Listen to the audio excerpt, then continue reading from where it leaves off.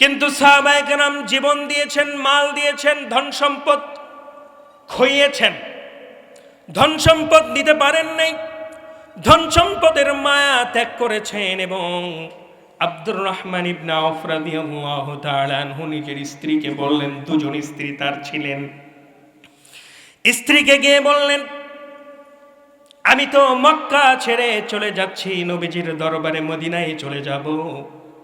ও আমার স্ত্রী, তোমরা কি ঈমান আনয়ন করবে নাকি? স্ত্রীরা ঈমান আনে নাই তখনও। স্ত্রীরা বলল, না, আমরা আমার বাপ দাদার ধর্ম ছাড়তে পারবো না। বলেন নাউজুবিল্লাহ। স্ত্রী ছেড়ে দিলেন, সন্তান ছেড়ে দিলেন, খেজুরের পাকা বাগানগুলো ছেড়ে দিলেন।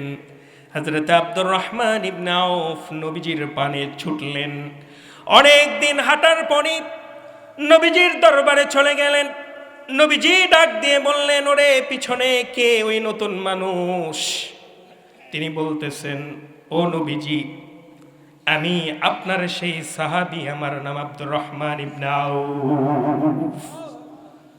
নবীজি ঝরঝর করে কাঁদলেন, কেঁদে বললেন, ওরে আব্দুর রহমান, মক্কাতে তুমি বড় ধনী মানুষ ছিলে, এত কিছু মহান রব্বুল আলামিন তোমাকে দান করেছিলেন, কেমন করে এখানে আসলে? বলে, হুজুর, বহু মরুভূমির পথ পাড়ি দিয়ে আসলাম, কাফেরদের ভয়, কাফেরদের নির্যাতন, কাফেরদের চোখ ফাঁকি দিয়ে দিয়ে পর্যন্ত এসেছি। চেহারার এমন অবস্থা কেন হুজুর? যেই দিন থেকে রওনা করেছি অর্ধেক রাস্তায় এসে খাবার শেষ হয়ে গেছে, এই জন্য আমি আব্দুর রহমান ইবনে আওফের চেহারাটা এমন হয়ে গেছে। আমার বন্ধুগণ, সাহাবায়ে কেরামের ত্যাগটা দেখেন কেমন। হুজুর সাল্লাল্লাহু আলাইহি ওয়াসাল্লামের জন্য কেমন ত্যাগ তিনারা স্বীকার করেছেন। আব্দুর রহমান ইবনে আওফ চলে গেলেন।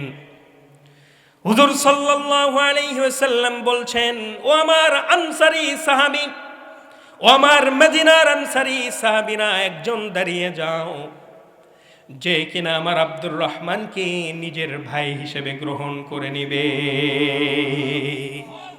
একজন দাঁড়াও। কারণ এখানে সকল আনসারীরা ছিল হুজুর সাল্লাল্লাহু আলাইহি সাল্লামের অন্যরকম ভক্ত। সুবহানাল্লাহ বলেন। নিজের জীবন, জান, মাল, সম্পদ সকল কিছু দিয়ে হুজুর সাল্লাল্লাহু আলাইহি সাল্লামকে তারা হেল্প করেছে, সাহায্য করেছে। এই জন্যই তাদের নাম ইতিহাসে আনসারী। আমার বন্ধুগণ, একজন আনসারী সাহাবী দাঁড়িয়ে গেলেন, যার নাম ছিল সাদ বিন রাওহা রাদিয়াল্লাহু তাআলা আনহু। তিনি দাঁড়িয়ে গেলেন। হযরতে সাদ ডেকে বলছেন, ইয়া রাসূলুল্লাহ, মক্কা থেকে যেই বড় ব্যবসায়ী সাহাবী আব্দুর রহমান ইবনে আওফ রাদিয়াল্লাহু তাআলা আনহু মদিনায় সবেমাত্র হিজরত করে এসেছেন, আপনি যদি আমাকে তার ভাই বানায় দেন, আমি আমার সম্পদগুলো আমি আমার ভাইকে বিলায়া দিব। দেখেন কেমন ভ্রাতৃত্ব ছিল তাদের ভিতরে। আমার বন্ধুগণ, হযরতে সাদ বিন রাওহা রাদিয়াল্লাহু তাআলা আনহু হযরত আব্দুর রহমান ইবনে আওফ রাদিয়াল্লাহু তাআলা আনহুকে নিয়ে নিজের বাড়িতে চলে গেলেন। গিয়ে বলছেন, আমি এক বাবার এক সন্তান। কয় বাবার কয় সন্তান?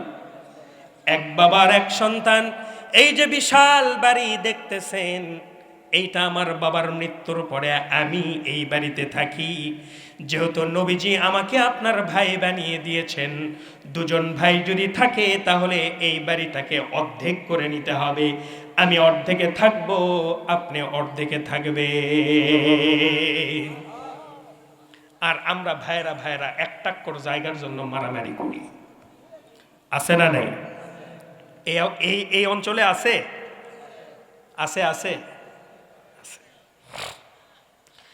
হযরতে সাদ আব্দুর রহমান ইবনে আওফ রাদিয়াল্লাহু তাআলা আনহুকে বললেন, ভাই আমার, এই সাইডটা সবচাইতে সুন্দর জায়গা, আমার ভাই সাইডটাই আমি তোমাকে দান করে দিলাম। জোরে বলেন আল্লাহু আকবার। আপনার স্ত্রী ছিল মক্কায়, স্ত্রী আনতে পারেন নাই কারণ স্ত্রীরা ঈমান আনে নাই। আপনি মদিনায় এসেছেন, মদিনার কোনো মেয়ে এখন আপনাকে দিয়ে বিবাহ দিবে না, আপনার কষ্ট হয়ে যাবে। আপনার যৌবন আছে আমি জানি, আল্লাহ পাক আমি সাদকে 2টা স্ত্রী দান করেছেন। একটা স্ত্রীকে আমি তালাক দিয়ে দিব, এক স্ত্রী তালাক দেবার পরে ইদ্যত পালন করার পরে আপনি কম টাকায় কম দেন মোহরে আপনি আমার নিজের তালাক প্রাপ্ত স্ত্রীকে আপনি বিবাহ করে নিয়ে। ওনার ছিল 2জন স্ত্রী হযরত সাদের। এখন 2জনের ভিতরে যে ছোট স্ত্রী ও বলতেছে যাক তালাক দিলে তো বড়টারই দিবে, ঠিক না বে ঠিক? বড় বউ চিন্তা করতেছে আমার কপালটা খারাপ, শেষ হয়ে গেলাম। কারণ ছোট বউ একটু মনে মনে খুব খুশি যে যাক ছোটটারে তো অন্তত তালাক দিবে না, দিলে বড়টারই তালাক দিবে, ঠিক না বে ঠিক বলেন? এবার স্ত্রীদের সামনে গেলেন হযরত সাদ বিন রাওহা রাদিয়াল্লাহু তাআলা আনহু। তিনি যখন চলে গেলেন, স্ত্রী ছোট স্ত্রীর মনটা খুব খুশি, বড় স্ত্রীর মনটা খুব খারাপ। কারণ বড় স্ত্রী চিন্তা করে নিয়েছে তালাক যদি দিতেই হয় তাহলে আমি বড় স্ত্রীটাকেই তালাক দিবে। এক পর্যায়ে হযরত সাদ ডেকে বলছে, ও আমার স্ত্রীরা, হুজুর সাল্লাল্লাহু আলাইহি ওয়াসাল্লাম আমাকে একজন মক্কা থেকে আসা একজন ভাই দিয়েছেন, যাকে আমি আমার জায়গা থেকে জমি থেকে নিজের ভাই হিসেবে আমি অর্ধেক জমি ইতিমধ্যে দান করে দিয়েছি। জোরে বলেন আল্লাহু আকবার। আরেকজন তোমাদের 2জনকে আল্লাহ পাক আমাকে স্ত্রী হিসেবে দিয়েছেন। যেহেতু আমার ভাই এই মুহূর্তে মদিনায় এসেছেন, হিজরত করে এসেছেন, কোনো ব্যবসা নাই, বাণিজ্য নেই, ঘর বাড়ি নেই, কিচ্ছু নেই, মদিনার কোনো মেয়ের বাবা তার সঙ্গে এই মুহূর্তে বিয়ে দিবে না। এই জন্য আমি সিদ্ধান্ত নিয়েছি তোমাদের 2জনের ভিতর থেকে আমি একজনকে তালাক দিয়ে দিব। ছোটজন বলতেছে ঠিক আছে বড়জনরে তালাক দিয়ে দেন। এখন হযরত সাদ বলতেছে না, তুমি আমার সবচেয়ে ভালোবাসার স্ত্রী, আমি তোমাকেই তালাক দিব। আল্লাহু আকবার বলেন। ছোট স্ত্রী মন খারাপ করলেন। হযরত সাদ আল্লাহ তাআলার কোরআন থেকে আয়াত তেলাওয়াত করে শোনালেন, লান তানালুল বিররা হাত্তা তুনফিকু মিম্মা তুহিব্বুন।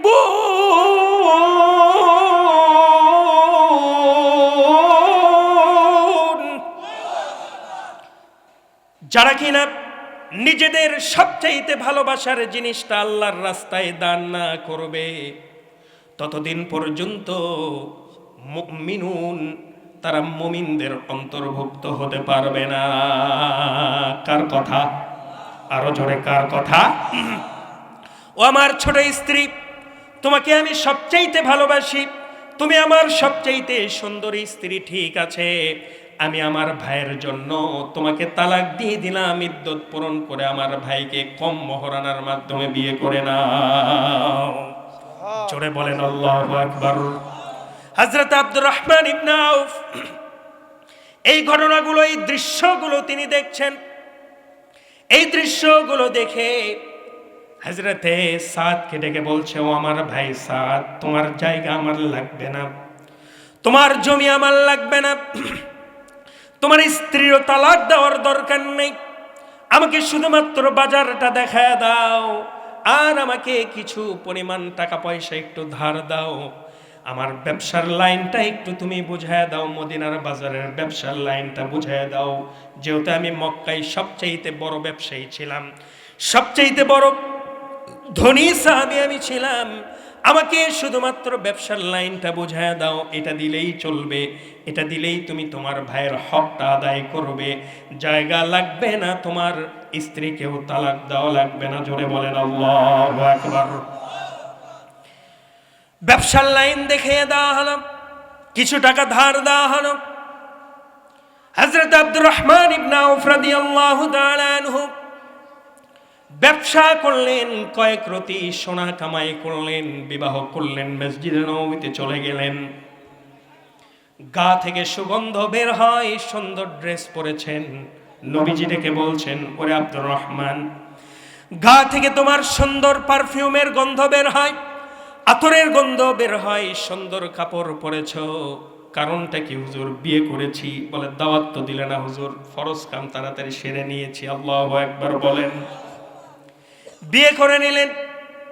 হযরত আব্দুর রহমান ইবনে আউফের জন্য হুজুর সাল্লাল্লাহু আলাইহি ওয়াসাল্লাম দোয়া করলেন, রব্বুল আলামিন, আমার আব্দুর রহমান এত কষ্ট করে, মক্কায় তার বিশাল ব্যবসা ছিল, মক্কায় তার বিশাল খেজুরের বাগান ছিল, সকল কিছু ত্যাগ করে ইসলামের জন্য আমার মহাব্বতে সে মদিনায় চলে এসেছে। রব্বুল আলামিন মক্কার চাইতে বেশি টাকা সয় সম্পদের মালিক বানায়া দাও। হুজুর সাল্লাল্লাহু আলাইহি ওয়াসাল্লামের ইন্তেকাল হলো। মদিনায় দুর্ভিক্ষ দেখা দিল, দুর্ভিক্ষ দেখা দিল।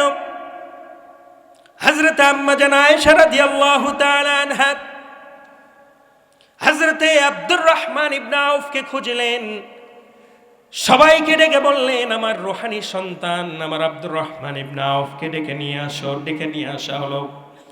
আম্মা জান আয়েশার ঘরের সামনে এসে হযরত আব্দুর রহমান ইবনে আউফ দাঁড়ালেন। আম্মা জান আয়েশা ডেকে বলছে, ওরে আব্দুর রহমান, ওরে আব্দুর রহমান ইবনে আউফ,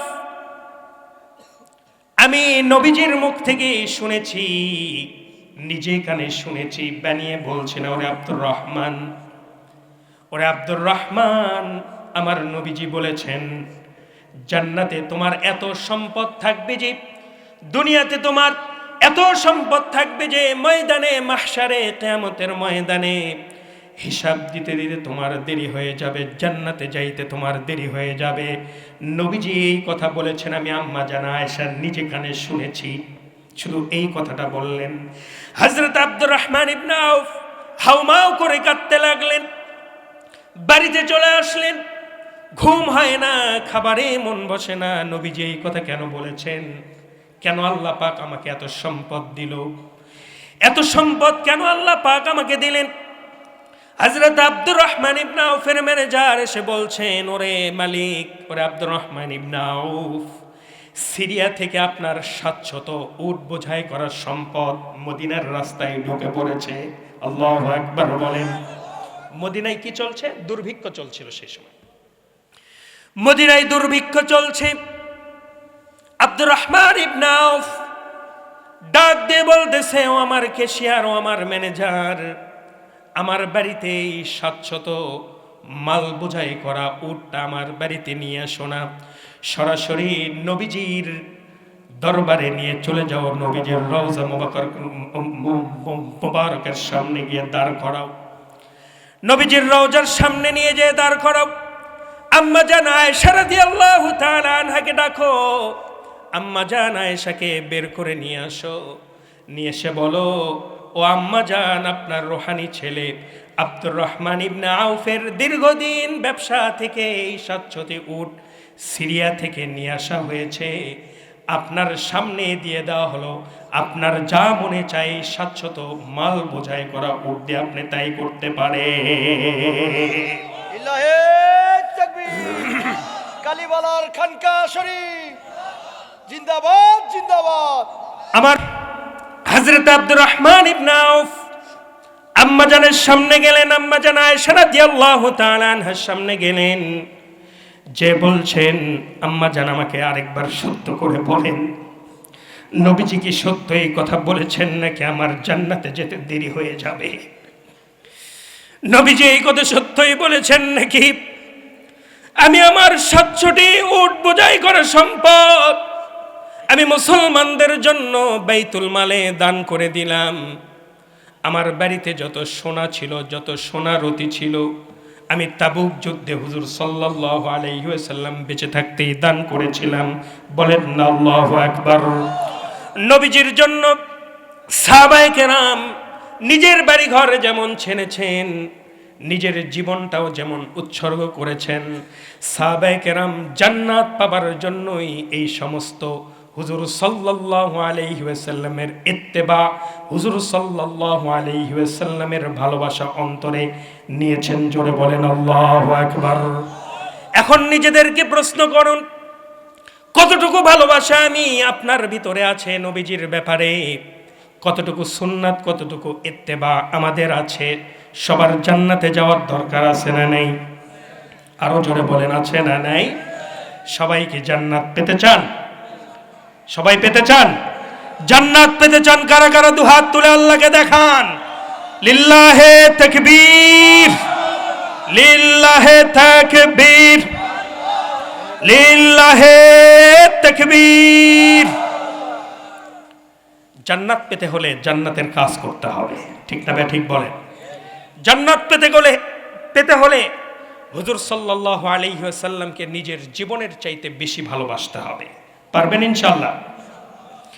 ততক্ষণ পর্যন্ত একজন মুমিন, একজন ইমানদার হুজুর সাল্লাল্লাহু আলাইহি ওয়াসাল্লামের ইরশাদ করেন, মিন ওয়ালিদিহি ওয়া ওয়ালাদিহি ওয়ান নাসি আজমাইন।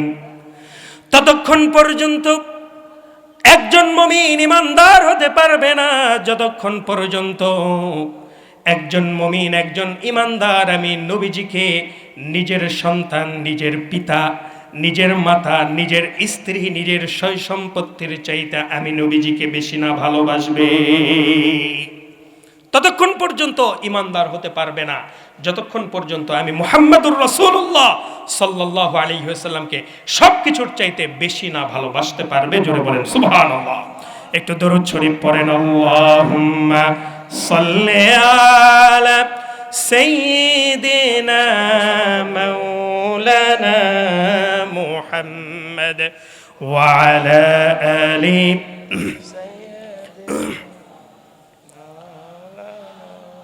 যে নবীজির শুভাগমনে সারা জাহান উজালা, যে নবীজির শুভাগমনে সারা জাহান উজালা,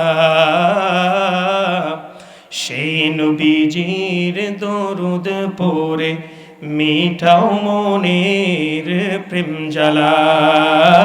আল্লাহুম্মা, জোরে জোরে পড়েন, সাইয়্যিদিনা মাওলানা মুহাম্মদ ওয়া আলা আলি।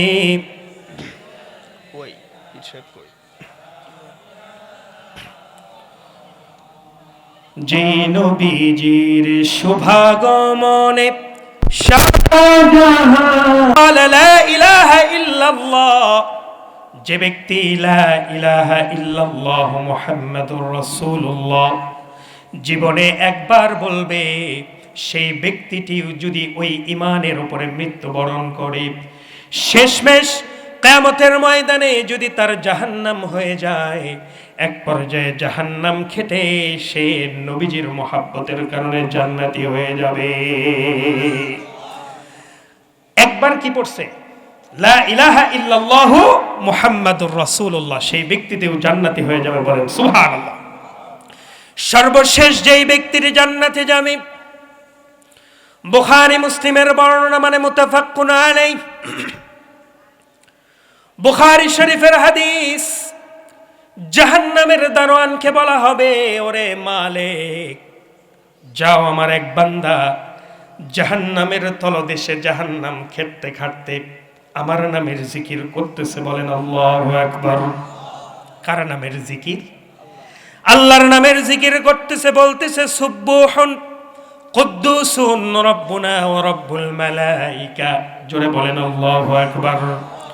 ওরে জাহান্নামের প্রহরী, যাও, জাহান্নামের তলদেশে চলে যাও, আমার সেই বান্দাকে বাহিরে বের করে নিয়ে আসো। বাহিরে বের করে নিয়ে সে আবে হায়াতের পানি দিয়ে তাকে গোসল করায় দাও। জোরে বলেন আল্লাহু আকবার।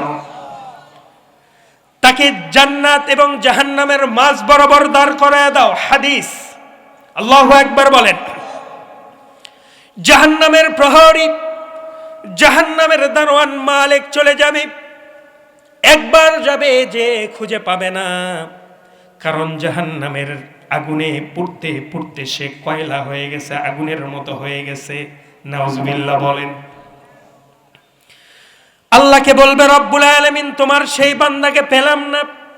আল্লাহ পাক বলবেন ওরে মালিক তন্ন তন্ন করে খুঁজে দেখো, জাহান্নামের ভিতরে পড়ে আছে, তার ভিতরে সরিষা দানা পরিমাণ ঈমান ছিল, জীবনে একবার হলেও পড়েছিল। সবাই পড়েন লা ইলাহা ইল্লাল্লাহু মুহাম্মাদুর রাসূলুল্লাহ সাল্লাল্লাহু। জীবনে একবার কালিমা পড়েছিল, যাও তন্ন তন্ন করে খুঁজে দেখো। দ্বিতীয়বার যখন চলে যাবে জাহান্নামের প্রহরী গিয়ে খুঁজে পাবে না, কারণ আগুনের যেই চেহারা কালো বর্ণ, ওই মানুষটার সেই রকম চেহারা হয়ে গেছে। নাউজুবিল্লাহ বলেন। এক পর্যায়ে 3 নম্বর বার যাবে। 3 নম্বর বার যে সেই জাহান্নামের প্রহরীটা ওই বান্দাকে তুলে নিয়ে চলে আসবে, আবে হায়াতের পানি পান করায় দিবে। আবে হায়াতের পানি দিয়ে যখন গোসল করায় দিবে, সঙ্গে সঙ্গে 30 থেকে 33 বছরের যুবকে পরিণত হয়ে যাবে। এক পর্যায়ে লোকটা কি আল্লাহ রাব্বুল আলামিনের নির্দেশে জান্নাত এবং জাহান্নামের মাঝ বরাবর দাঁড় করানো হবে, কারণ জাহান্নামের ভিতরে ওই লোকটি দোয়া করেছিল, রব্বুল আলামিন জান্নাত আমার দরকার নেই, অন্তত এই আযাব থেকে আমাদেরকে বাঁচাও, আমাকে বাঁচাও। আল্লাহু আকবার। এই আযাব থেকে, এই জাহান্নামের আগুন থেকে আমাকে একটু বাঁচায় দাও। আল্লাহ পাক দোয়া কবুল করে জান্নাত এবং জাহান্নামের মাঝ বরাবর লোকটিকে দাঁড় করায় দিবে। বুখারীর বর্ণনা। লোকটা যখন জান্নাত এবং জাহান্নামের মাঝ বরাবর দাঁড়াবে, লোকটা আবারও দোয়া করা শুরু করবে, রব্বুল আলামিন জান্নাত এবং জাহান্নামের মাঝখানে যখন আমাকে দিয়েছো, এখান থেকে জান্নাতের সুঘ্রাণ পাওয়া যায়। আল্লাহু আকবার বলেন। এত সুন্দর ঘ্রাণ, এত সুন্দর সুঘ্রাণ আমি কোনোদিন পাই নাই। রব্বুল আলামিন জান্নাতের ভিতরে ঢুকানোর আমাকে দরকার নেই, জান্নাতের ভিতরে ঢুকানোর কোনোই দরকার নেই, জান্নাতের ভিতরে আমি ঢুকতে চাই না। রব্বুল আলামিন দয়া করে এই যে দূর থেকে জান্নাতের নাজ নিয়ামতগুলো দেখতে পাচ্ছি, দূর থেকে নাজ নিয়ামত দেখতে ভালো লাগে না, একটু জাহান্নামের গেটের কাছ, একটু জান্নাতের গেটের কাছ পর্যন্ত আমাকে নিয়ে যান। লোকটা আরজ করবে, আমাকে জাহান্নাম থেকে মুক্ত করলেন, জান্নাত এবং জাহান্নামের মাঝখানে দাঁড় করালেন, এবার একটু আমার দোয়াটা কবুল করেন। রব্বুল আলামিন জান্নাত আমি চাই, আপনার কাছে চাচ্ছি না, আপনি দয়া করে জান্নাতের গেট পর্যন্ত অন্তত আমাকে নিয়ে চলেন। বলেন সুবহানাল্লাহ।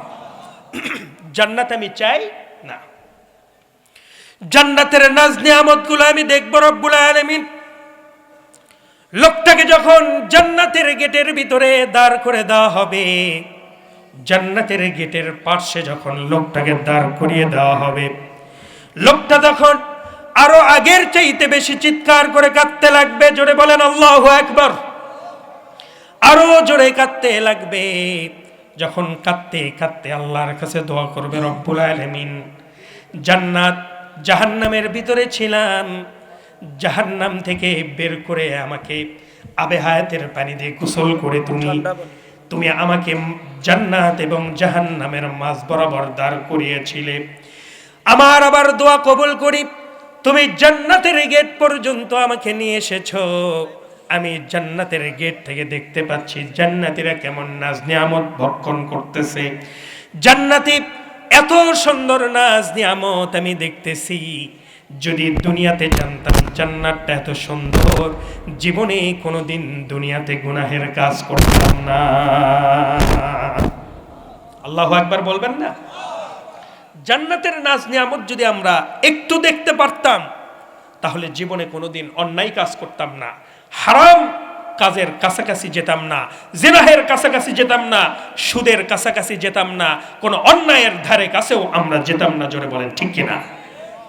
জান্নাত তো আমরা বুঝতে পারছি না জান্নাতটা কেমন, এই জন্য দুনিয়াতে আমরা অনেক অন্যায় কাজের সাথে জড়িত হয়ে যায়। ঠিক না ঠিক বলেন? একটু জিকির করেন লা ইলাহা,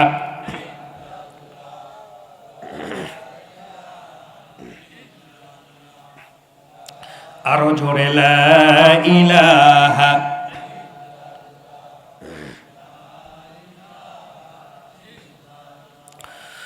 লা ইলাহা ইল্লাল্লাহু মুহাম্মাদুর রাসূলুল্লাহ। সবাই আওয়াজ দিয়ে বলুন সাল্লাল্লাহু। লোকটা বলতেছে, আল্লাহ